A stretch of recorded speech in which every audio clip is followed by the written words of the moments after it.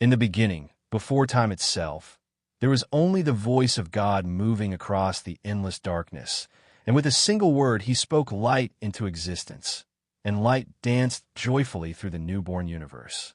The stars were born, the seas found their rhythm, and the winds began to sing his glory. From dust and divine breath, he shaped Adam, the first man, and placed him gently in the Garden of Eden, a paradise filled with golden rivers and eternal peace.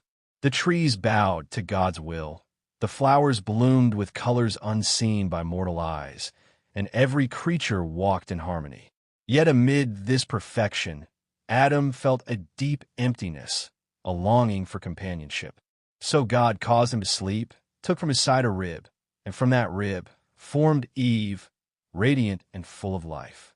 When Adam opened his eyes, he saw her in new love for the first time. Together they walked in Eden, hand in hand, clothed only in innocence and divine light. The voice of God would walk with them in the cool of the evening, speaking gently, teaching them wisdom and peace. But in the shadows, envy stirred. The fallen one, the serpent, whispered lies to Eve, twisting truth with poison.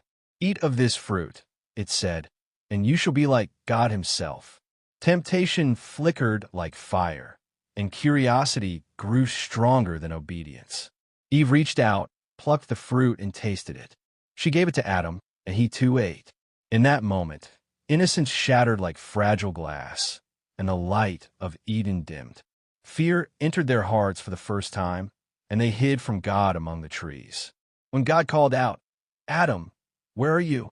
his voice was filled not with anger, but sorrow. The bond of purity was broken, and humanity fell into sin.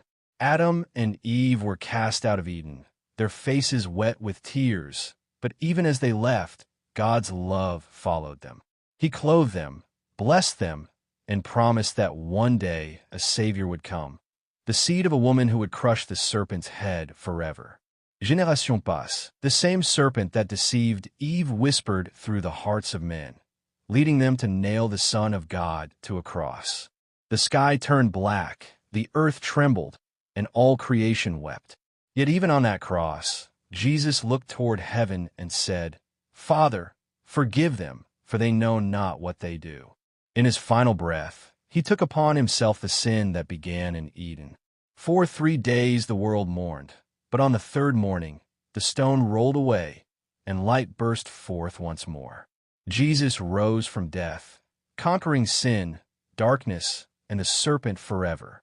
The gates of Eden, once closed, were opened again through his sacrifice.